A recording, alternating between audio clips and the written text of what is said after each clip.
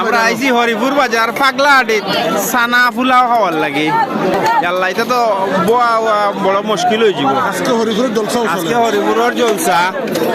এর লাগি আরো দেখরানি অবস্থা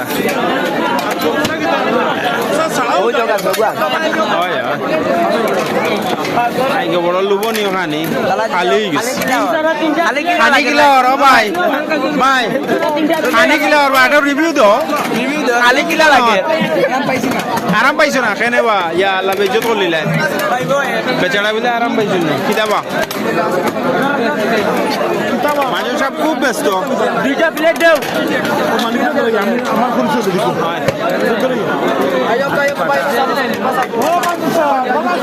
দুইটা প্লেট